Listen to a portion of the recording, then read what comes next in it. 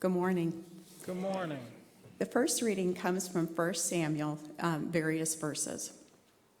So the Philistines and the Israelites faced each other on opposite hills, with the valley between them.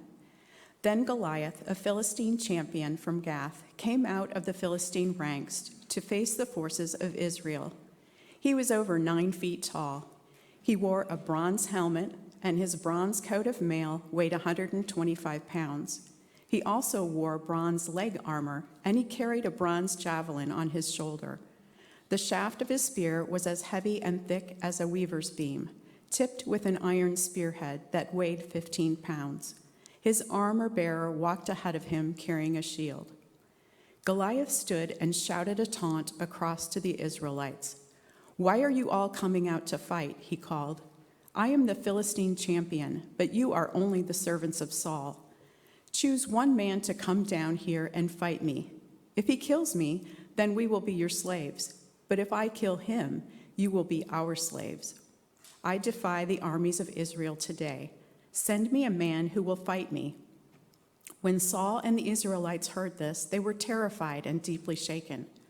So David left the sheep with another shepherd and set out early the next morning with the gifts, as Jesse had directed him. He arrived at the camp just as the Israelite army was leaving for the battlefield, with shouts and battle cries. "Don't worry about this Philistine," David told Saul. "I'll go fight him." "Don't be ridiculous," Saul replied. "There is no way you can fight this Philistine and possibly win. You're only a boy, and he's been a man of war since his youth." But David persisted. Saul finally consented.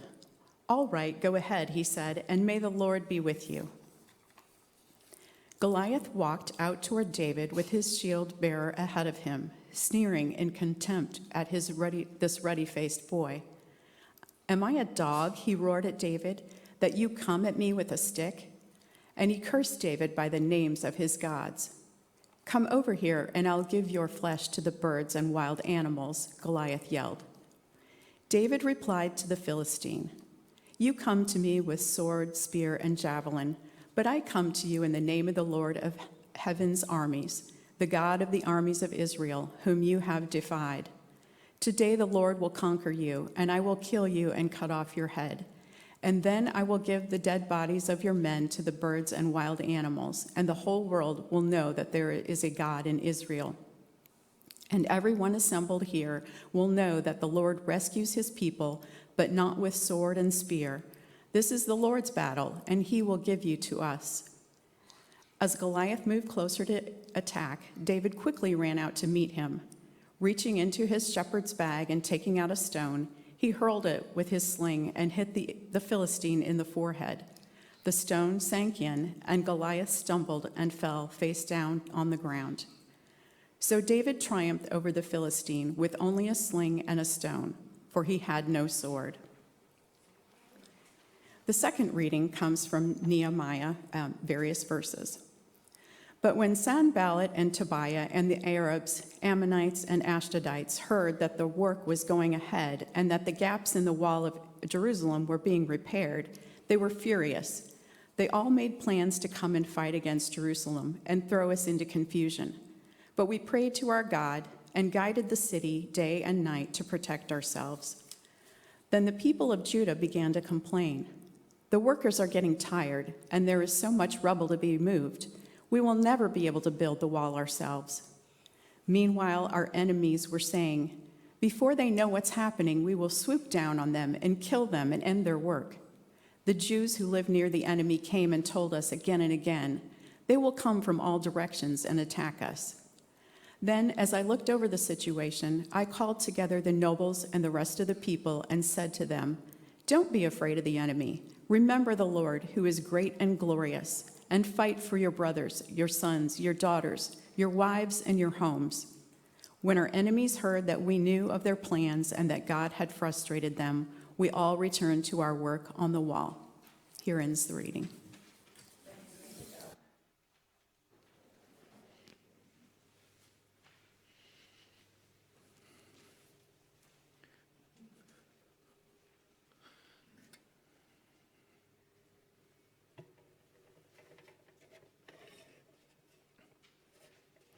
Well, Dennis said you're exciting new pastors, so I got something to live up to here. Well, I want to start by talking about two people who have stood out in history. And the first is Winston Churchill. The other is Martin Luther King Jr.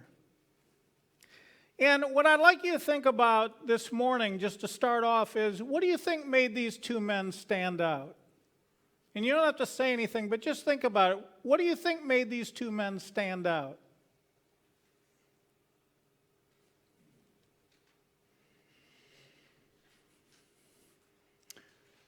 To me, when everything is said and done, wasn't it how they dealt with the tough times they lived in?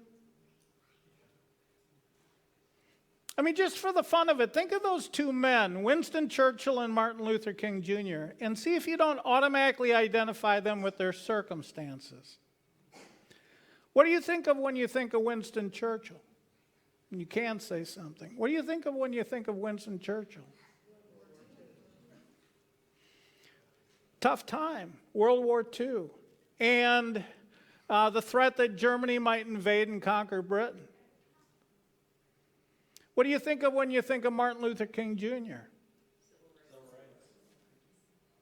Yeah, isn't it how he dealt with the period in history where times were extremely tough for African Americans? And here's the million-dollar question. Without those tough times, do you think those two men would stand out so much? I mean, I kind of doubt it. They might have been successful in their endeavors, but the truth is some of the most beloved historical figures stand out because they lived in tough times. You could say they were in the right place at the right time. And as Landy knows, oddly enough, the right time was tough times.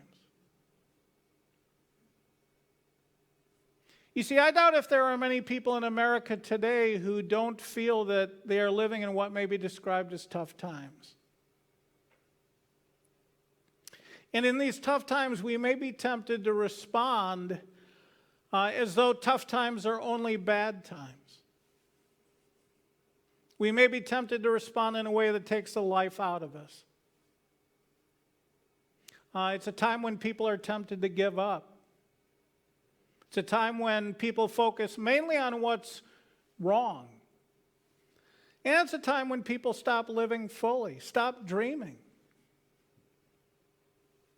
See, but the truth is that that's not all that tough times provide. Because tough times also provide the perfect setting for heroic people to emerge. And in that way, tough times, I think, present good people with an opportunity.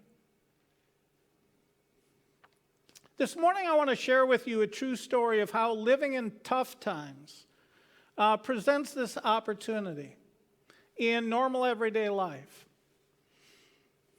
A now-grown son writes this, and he writes, "When I arrived back in North Carolina after Dad's fatal heart attack, I found his well-worn wallet. In it were some identification cards and 6 crisp $50 bills. It says there were no credit cards. Mother, I asked, what are all these new bills doing in Dad's wallet? He knew you and your family were planning to come home in a couple of weeks for your vacation. And he wanted to have some cash on hand so you wouldn't have to spend any of your money while you're here." And he writes, "I smiled through tears. I should have known. For that was the way Dad was. And he says, it's taken me most of my life to figure it out. He says, Dad went to work in a furniture factory and lived by the factory whistle for 45 years. He never made a lot of money by today's standards. But money was never an issue that was discussed around our house. And looking back, there were times when Dad made $2 a day in wages.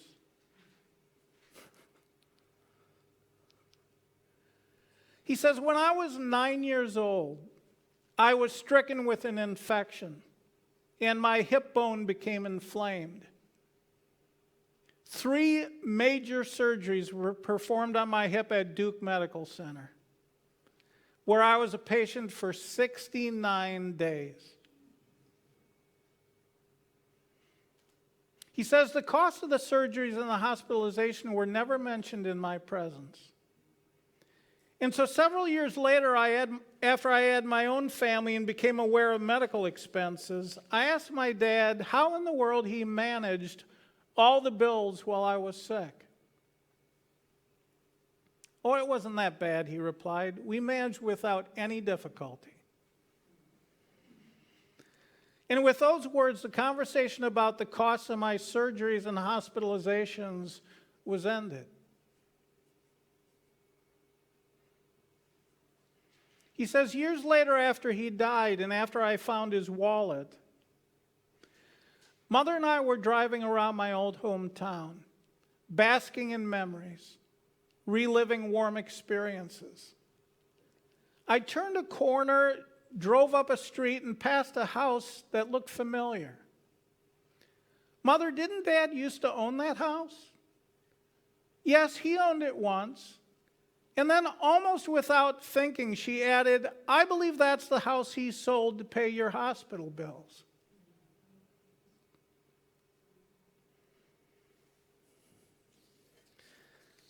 And he says, tears welled up in my eyes as I thought about what my dad had done. It took, he says, 42 years to get the answer to my question about how they paid for the medical bills. And he says, and I should have known it all along. For that's the way Dad lived and died. The crisp $50 bills found in his wallet said it all. He knew we were coming home. Now, I'd like you to consider that story. What did those tough circumstances provide? Those times of tough finances and illnesses and struggles. You see, in a strange way, the tough times provided the setting for the Father to really show love. Oddly enough, it was actually the tougher times of life, maybe more than the easy times, that provided the backdrop for making his love truly stand out. Make him memorable. As Martin Luther King Jr. once said, he said, the ultimate measure of a man, and I don't know that he's gender specific here, but he says the ultimate measure of a man is not where he stands in moments of comfort and convenience, but where he stands at times of challenge and controversy. Now, I don't want you to think I'm making light of tough times. I'm not. But God shows us through today's lessons that there are always two sides to tough times. A bad side and a potential opportunity. Tough times are a time when those who continue living and loving and dreaming stand out and give people courage, hope. A time when people we lovingly remember often give us that reason to remember them. What do we see in today's lessons? Take a look. In the first lesson, we see we see people of God in what? Tough times. In the first lesson, we see the Jewish people at war with their neighbor, the Philistines. And everyone is scared and ready to quit. Goliath taunts the Israelites, and they all run away from the confrontation. But you see, these tough times also provide an opportunity. here for David. David uses these tough circumstances to express his faith in God. If you take a look in the second part of verse 26, David asks, who is this pagan Philistine anyway, that he is allowed to defy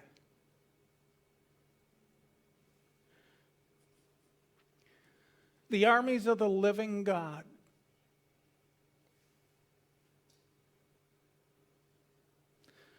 And we know the rest of the account. God leads David in these tough times to victory. In today's second lesson, what do you see? More tough times. The Arabs defeat and exile the Jewish people, destroy Jerusalem. But you see, that's not the end of the story. Years later, the Jewish people come back to Jerusalem and start rebuilding the walls that protect them from their enemies. But what often happens is in these tough times, the Israelites get to the point where they're ready to quit. If you take a look in verses 10 through 12, we read, then the people of Judah began to complain. The workers are getting tired, and there's so much rubble to be moved. We'll never be able to build the wall by ourselves. And then it says, meanwhile, our enemies were saying, before they know what's happening, we will swoop down on them, kill them, end their work. Then another perspective, the Jews who lived near the enemy came and told us again and again, they will come from all directions, attack us. So everywhere they turned, all the talk was negative.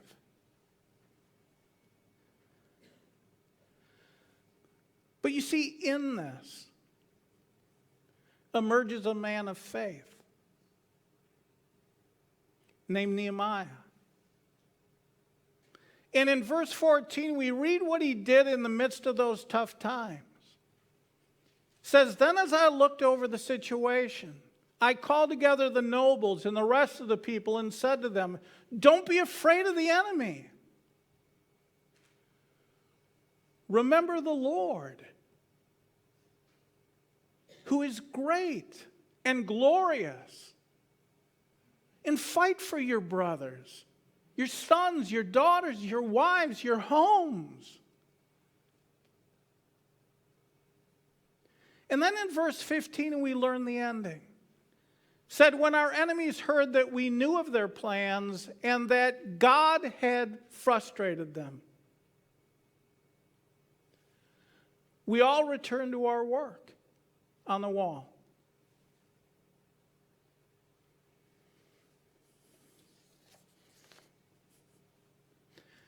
Now let me ask you, what do those accounts have in common? I can tell you, tough times and people of faith. And in those tough times, the people of faith really stood out, didn't they? Well, what does this all have to do with us?